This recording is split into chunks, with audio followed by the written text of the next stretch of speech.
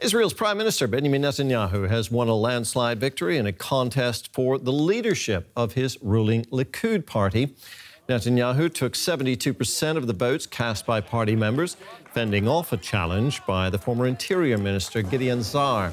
The vote comes ahead of a general election in March.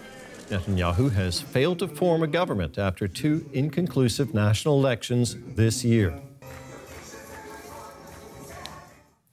Well, for some analysis now, let's cross over to Akiva Eldar. He's a political columnist for Al Monitor Israel and joins us from Tel Aviv. Akiva, Benjamin Netanyahu is a controversial figure who failed to form a new government and is facing a corruption indictment, yet he's just won a leadership battle in his party. Is he capable of making a comeback? Everything is possible in Israel these days. You know, Netanyahu has been under investigation on bribery for a very long time, and he was very close. It was touch and go from forming a government in April and September. If you would have told me 20 years ago that this can happen in Israel, the only, so to speak, the only democracy in the Middle East, I would advise you to go to a shrink. But these days, we are playing in two different arenas.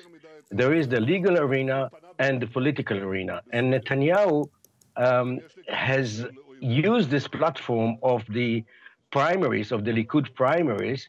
Actually, if Gideon Saar wouldn't decide to challenge him, I think that he would have convinced him to do this, because this gave him an opportunity to prove that the people still like him, regardless of the indictments. And Okay. And I think that this is just a first step or a rehearsal for what you're going to see in the elections campaign the coming 2 months.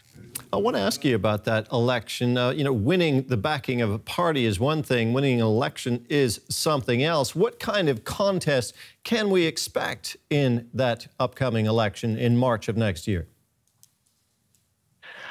The polls are showing that there is not going to be a tremendous change in the results. We are looking at the two blocks, actually the pro-Bibi and anti-Bibi blocks. We don't hear much about ideology. And it's the rule of law or the popularity of King Bibi, and that he is not replaceable.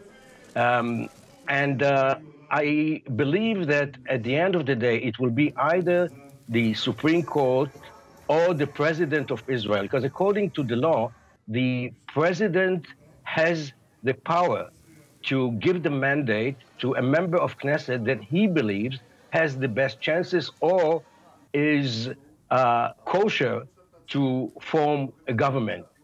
And next week, next Tuesday, the Supreme Court will have to rule whether Netanyahu is according to the Israeli law, because the Israeli law, maybe the lawmakers never predicted that there will be such a case, that an indicted candidate will be able to form a government. So it will be the Attorney General, and if not him, it will be the Supreme Court. If they will decide that it's a political question rather than a legal question, the hot potato will be rolled to the hands of our poor president.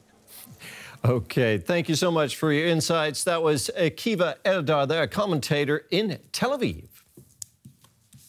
Thank you, Terry.